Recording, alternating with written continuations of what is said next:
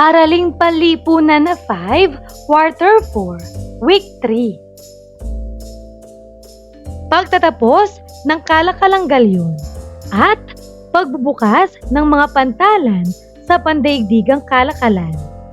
Pagbubukas ng Suez Canal.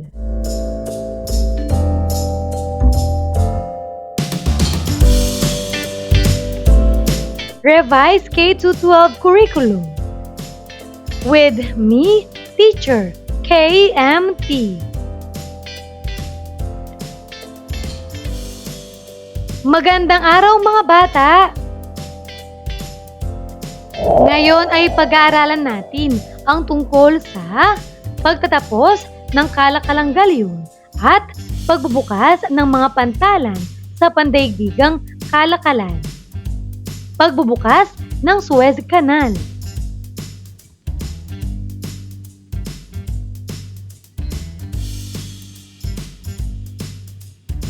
Mga layunin.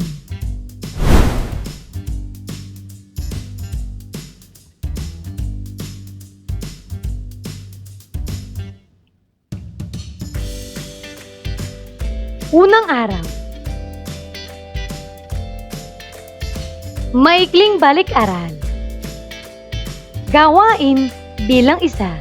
Quick Match Enlightenment Edition.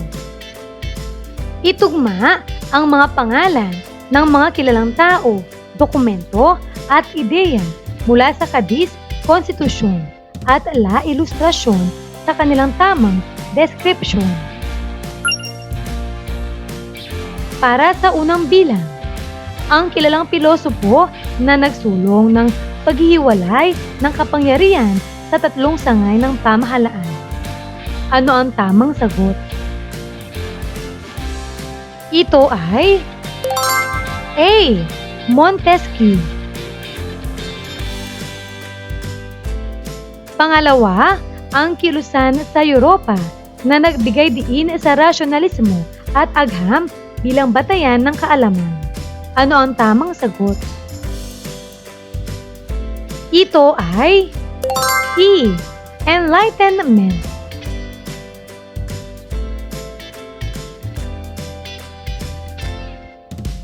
Pangatlo, nagbigay ng mga kalayaan at karapatang sibil sa Espanya noong 1812.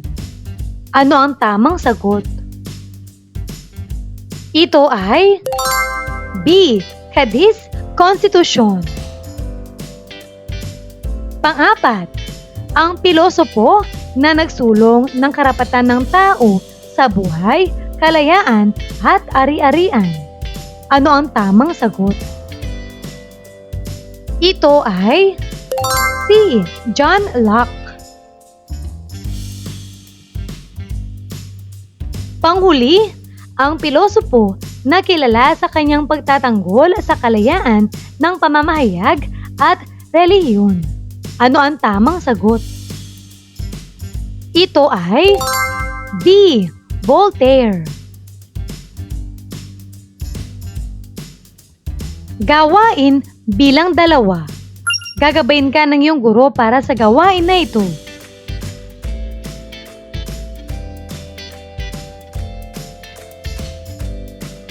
Gawain bilang 3.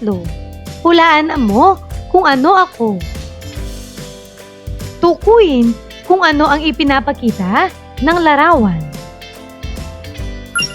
Para sa unang mga larawan, ano ang tamang sagot? Magaling. Barko. Pangalawa, ano ang tamang sagot? Magaling. Kalakalan.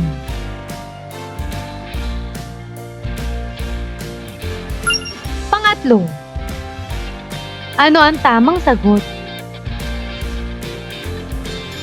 Mahusay. Daungan. Pang-apat, ano ang tamang sagot? Napakagaling. Suez Canal.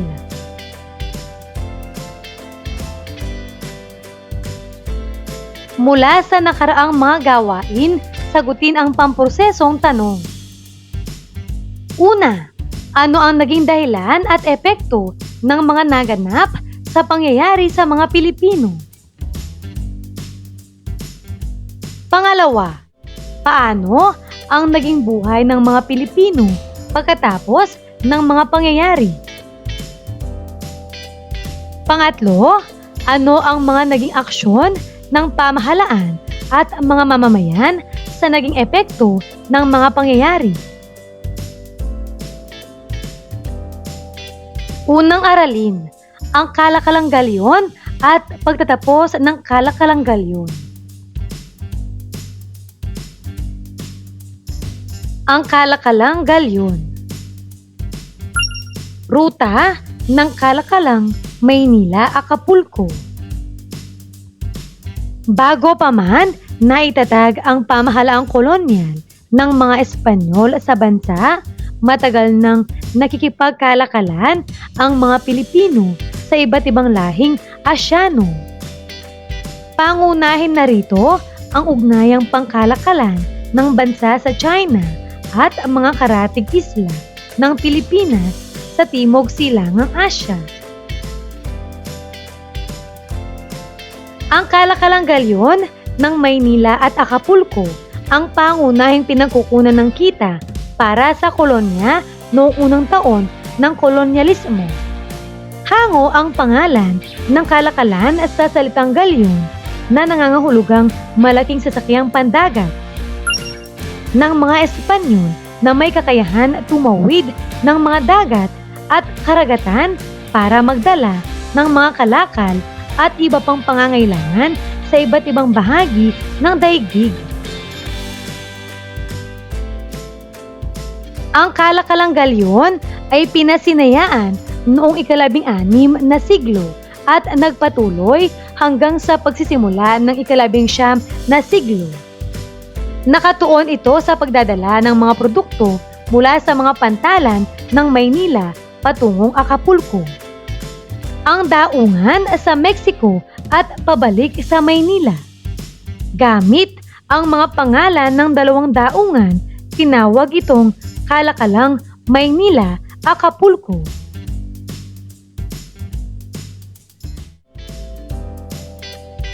Karamihan sa mga nakinabang sa kalakalang ito ay ang mga opisyal na Espanyol o iba pang Espanyol na namuhunan sa paglalayag ng mga galyon. Kumita ng malaki ang mga opisyal at praileng Espanyol mula sa kalakalang galyon. Hindi lamang dahil sa mataas na pangangailangan ng Europe para sa mga produktong galing sa China, kundi dahil sa sapilitang paggawa ng mga katutubo. Ang mga galyon, pantalan at kalsadang ginamit sa kalakalan, maging ang kinakailangang trabahador para sa paghila ng mga produkto ay mula sa polo y servicios o sapilitang paggawa. Mula sa daungan ng Maynila, lulan ng galyon, ang iba't ibang produktong Asyano tulad ng seda mula sa China at relado mula sa Moluccas. Mula sa pantalan ng Acapulco, lulan ng mga ito ang mga kalakal mula sa Latin America at sakay rin ang mga bagong opisyal at opisyal na komunikasyon mula sa kaharian ng Spain. Ang kalakalan ay naging matagumpay sa simula. Gayunpaman ay napabayaan nito ang kaunlaran ng mga lokal na mga industriya ng kolonya na nakaapekto sa mga katutubo dahil sa agrikultura ang pangunahing pinagkukunan ng kanilang ikinabubuhay. Ang kalakalang galyon ay nagresulta sa palitang kultural at komersyal sa pagitan ng Asya at ng Amerika. Sa pamamagitan ng kalakalan, nakarating sa Pilipinas ang mga bagong pananim at mga hayop. Maliban sa mga produktong iniluluwa sa Maynila at Acapulco, dala rin ng galyon ang tulong para sa Pilipinas na tinatawag na Real Situado o tulong na royal mula sa Mexico. Kinakailangan ito upang matustusan ang mga pangangailangan ng pamahalaang kolonyal sa Pilipinas. Dala rin ng galyon ang mga kasulatan, batas, kagamitan, gayon din ang mga pinuno at mga kawal na Espanyol na galing mula pa sa Spain. Dagdag pa dito, bagamat nakatuon ang kalakalan sa pagluwas ng mga produkto mula sa China, naging daan ito upang makilala ang Maynila bilang pangunahing daungan na nagdadala ng mga kalakal mula sa Asya sa pananaw ng mga Europeo. Nagbigay daan ito sa pagpasok ng mga dayuhang kompanyang namuhunan sa bansa. Nagbunsod din ito ng pagpasok ng mga makabagong kaalaman at teknolohiya mula sa Mexico at Spain. Sa pananampalataya, inangkin ng mga Pilipino ang mga imahen mula sa Mexico tulad ng Our Lady of Peace and Voyage sa Antipolo at ang mga Nazarenong itim sa Quiapo. Talakayin na natin ang pagtatapos ng kalakalang galyon. Ang kalakalan ay nagtagal ng mahigit 200 taon at nagtapos noong 1815 o sa huling bahagi ng ika-18 siglo. Kasabay ng pagbagsak ang kapangyarihang Espanyol sa harap ng mga hamon mula sa umuunlad na kapitalistang bansa sa Europe at Hilagang Amerika. Natalo ang mamahaling seda ng China sa telang yari sa mga pabrika. Sa gera sa pagitan ng kapitalistang England at feudal na Espanya para sa kontrol ng mga karagatan at kolonya, naging target ang mga galyon ng paulit-ulit na atake ng mga piratang Ingles. Gawain bilang 4. Try question. Paano to? Talakayin kung paano nakaapekto sa buhay ng mga Pilipino hanggang sa kasalukuyan ang pagtatapos ng kalakalang galyon. Para sa unang katanungan, ano-ano ang mga pangunahing dahilan sa pagtatapos ng kalakalang galyon at paano ito nakaimpluwensya sa pandaigdigang kalakalan? Tama! Natapos ang kalakalang galyon dahil sa paghina ng kapangyarihan ng Espanya, pag-usbong ng mga kapitalistang bansa tulad ng England, at pagdami ng pag-atake ng mga pirata sa mga galyon. Natalo rin ang mamahaling produktong seda ng China ng mas murang telang gawa sa mga pabrika sa Europa. Dahil dito, nagbago ang sistema ng pandaigdigang kalakalan mula sa monopolyo ng Espanya tungo sa malayang kalakalan at industrialisasyon. Pangalawa, paano nakaapekto sa ekonomiya at kultura ng mga bansang Pilipinas at Mexico ang kalakalang galyon? Magaling! Sa ekonomiya, naging daan ang kalakalang galyon upang umunlad ang Maynila bilang sentrong daungan ng kalakalan sa Asya. Ngunit napabayaan ang lokal na industriya at agrikultura ng mga Pilipino. Sa kultura, nagkaroon ng palitan ng tradisyon, pananampalataya, pananim at kaalaman sa pagitan ng Pilipinas at Mexico. Tulad ng pagdating ng mga imaheng panrelihiyon gaya ng Nazarenong itim at Our Lady of Peace and Voyage. Pangatlo, ano ang mga maaaring mapulot na aral mula sa nangyaring ugnayan ng Pilipinas at Mexico sa kalakalang galyon? Napakagaling! Ang mahalagang aral mula sa kalakalang galyon ay ang kahalagahan ng balanseng kaunlaran ng ekonomiya at ang pagpapahalaga sa sariling industriya.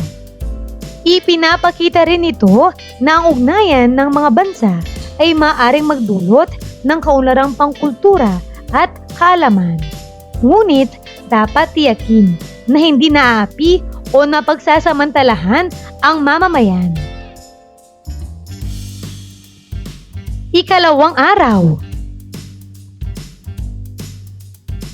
Ikalawang aralin, ang pagbubukas ng mga daungan sa bansa para sa pandaigdigang kalakalan. Ang Suez Canal. Ang pagbubukas ng Suez Canal noong Nobyembre 17, 1869 ay nagpabilis ng paglaganap ng mga liberal na ideya na dulot ng panahon ng pagkamulat. Ang Suez Canal ay isang artipisyal na daanan ng tubig na nag-uugnay sa Mediterranean Sea at Red Sea. Ito ay ang pinakamaikling ruta mula Europa patungong Asya. Ang paglalakbay mula sa Espanya patungo sa Pilipinas ay naging mas madali, mas malapit at higit na mura. Ang dating 3 buwan na paglalakbay mula sa Barcelona, Spain ay naging 1 buwan na lang. Dahil dito, dumami ang mga Espanyol sa Pilipinas na nagpalaki ng bilang ng mga mestizong Espanyol na bunga ng mga mag-asawang Pilipino at Espanyol. Dagdag pa dito, ilan sa mga Pilipino ay nakapag-aral sa mga universidad at kolehiyo sa Espanya, partikular sa Madrid at Barcelona. Nagbukas ang Pilipinas sa pandaigdigang kalakalan noong 1834. Dahil sa pagbubukas ng Pilipinas sa kalakalang pandaigdig, nagkaroon ng pagunlad sa ekonomiya ng bansa. Naging dahilan din ito ng pagbilis ng transportasyon at komunikasyon, pagbuti ng paraan ng pagsasaka, at pagdami ng mga ani at produkto, maging ng mga negosyante at mga ngalakal. Bunga nito, namulat ang mga Pilipino sa kanilang kalagayan. Nalaman nilang maaari naman pala silang maging kapantay ng mga Espanyol na hindi nila kailanman naranasan. Ang malayang kalakalan sa pagitan ng mga bansa sa kanluran at silangan ay naging daan din sa pagpasok sa Pilipinas ng iba't ibang paniniwala at ideya mula sa Europa, gaya kina John Locke, John Jacques Rousseau, Voltaire, Montesquieu at iba pang pilosopo.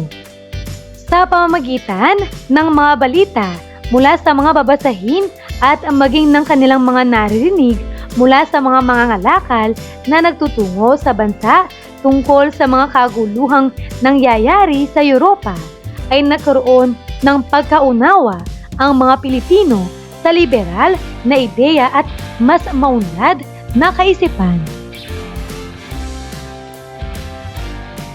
Isa sa nakaantig sa kanilang mga puso ang slogang kalayaan, pagkakapantay-pantay, pagkakapatiran ng mga Pranses sa nangyaring French Revolution noong 1715 hanggang 1789 at ang maging antanyag na revolusyong isinasagawa ng mga Amerikano laban sa kolonyalistang Ingles noong 1775 hanggang 1783. Ang mga kaisipang ito ay ikinagalit ng mga Espanyol ay tinawag nilang filibusterismo o subversibong kaisipan.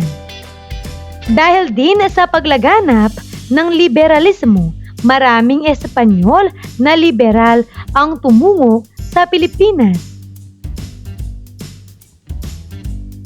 Isa na rito ang bagong hirang na gobernador na si Carlos Maria de la Torre, nakabilang sa pangkat ng mga liberal sa Espanya. Ang simula ng panunungkulan ni Gobernador General Carlos Maria de la Torre ay noong Hunyo 23, 1869 ay nakatulong ng malaki sa pagunlad ng nasyonalismo sa puso ng mga Pilipino. Sa kanyang panunungkulan ay nabigyan ng ilang kalayaan at karapatan ang mga Pilipino. Sa unang pagkakataon ay naramdaman nilang sila ay hindi mga alipin kundi mamamayang bahagi ng isang lipunan. Hindi nagtagal ang panunungkulan ni Gobernador General de la Torre dahil maraming Espanyol ang kanyang nakaaway, bunga ng pagiging mabuti niya sa mga Pilipino. Gayunpaman, minahal siya ng mga Pilipino at ang kanyang panunungkulan ay humikayat sa mga Pilipinong ipagpatuloy ang kanyang nasimulan. Gawain bilang 5. Tanong ko, sagot mo. Sagutin ang tanong tungkol sa talakayan. Una, bakit naging mahalaga ang pagbubukas ng Suez Canal? Narito ang pwedeng maging sagot. Basahin mo.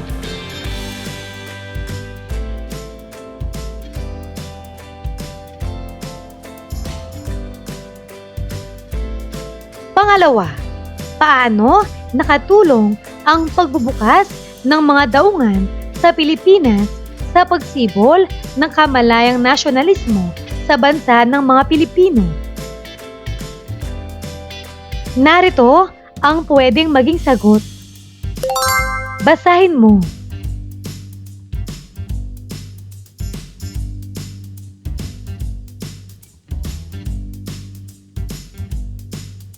Pangatlo, ano ang ibinunga ng kaisipang liberalismo sa Europa sa buhay ng mga Pilipino? Narito ang pwedeng maging sagot.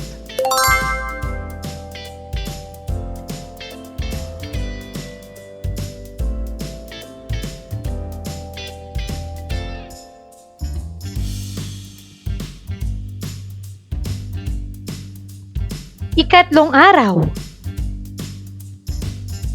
Para sa kasunod na bahagi, gagabayin ka ng iyong guro para sa gawain na ito.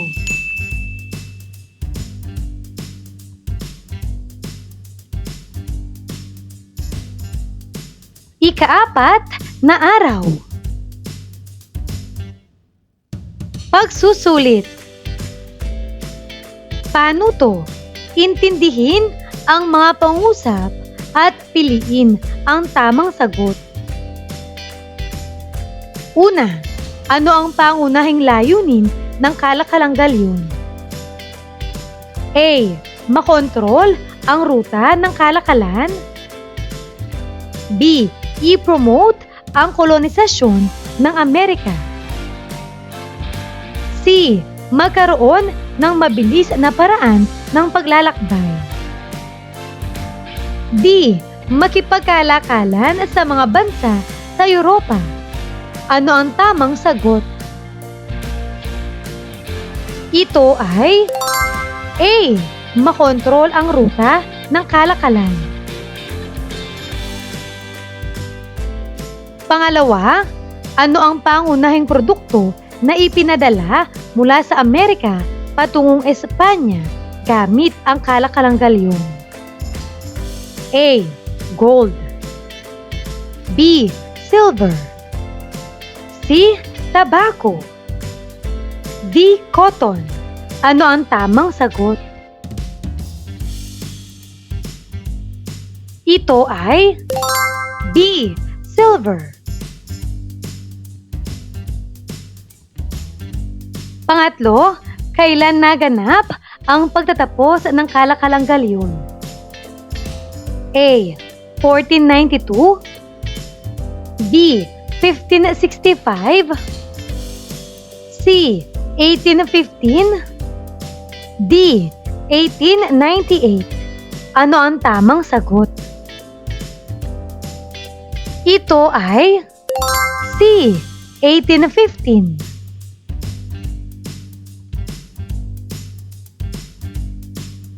Pang-apat, ano ang pangunahing epekto ng pagtatapos ng kalakalang galyon sa kalakalan? A. Pag-unlad ng lokal na industriya. B. Pagtaas ng presyo ng mga kalakal. C. Pagbaba ng demand ng mga kalakal. D. Pagbaba ng presyo ng mga kalakal. Ano ang tamang sagot? Ito ay A. Pag-unlad ng lokal na industriya. Panglima, ano ang naging epekto ng pagbubukas ng Suez Canal sa pandaigdigang kalakalan? A. Pagbaba ng bilang ng mga negosyo sa Europa. B. Pagtaas ng kontrol ng China sa kalakalan sa dagat Mediteraneo. C. Pagbilis at naging mas murang ruta sa pagitan ng Europa at Asia. D. Pagtaas ng bilang ng mga kolonya sa Africa. Ano ang tamang sagot? Ito ay C. Pagbilis at naging mas murang ruta sa pagitan ng Europa at Asia.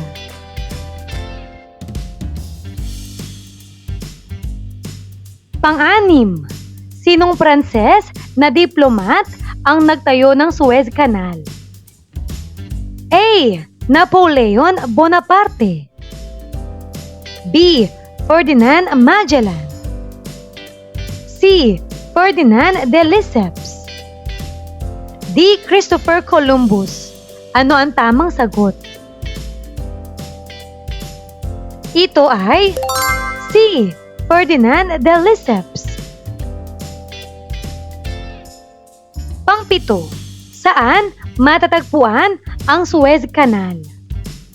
A. Egypt. B. Greece. D. Turkey. D. Saudi Arabia. Ano ang tamang sagot? Ito ay A. Egypt.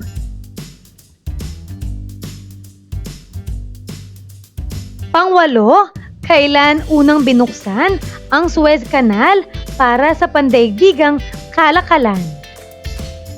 A. 1848. B. 1869. C. 1892. D. 1905. Ano ang tamang sagot? Ito ay B. 1869. Pang-siyam, ano ang pangunahing epekto ng pagbubukas ng Suez Canal sa pandaigdigang ekonomiya? A. Pagbaba ng pagiging bahagi ng global na ekonomiya. B. Pagtaas ng presyo ng mga kalakal. C. Pag-unlad ng pandaigdigang kalakalan. D. Pagdami ng mga kolonya sa Africa. Ano ang tamang sagot? Ito ay C. Pag-unlad ng pandaigdigang kalakalan.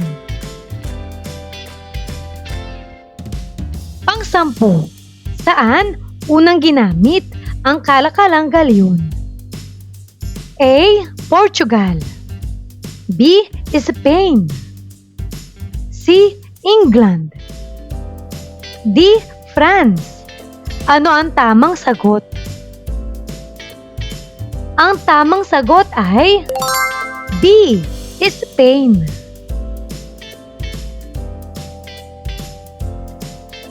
Gagabayin ka ng iyong guro para sa mga kasunod na gawain.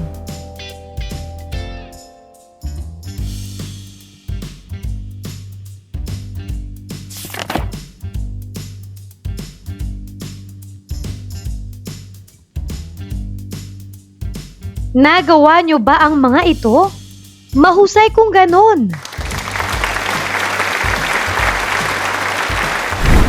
Ano ang mga natutuhan mo sa araw na ito? Ngayong araw na ito, natutuhan ko ang tungkol sa ang kalakalang galyon at pagtatapos ng kalakalang galyon. At ang pagbubukas ng mga daungan sa bansa para sa pandaigdigang kalakalan. Maraming salamat sa pakikinig mga bata. Sana'y may natutuhan kayo. Huwag mong kalimutan, pindutin ang like, share, at subscribe.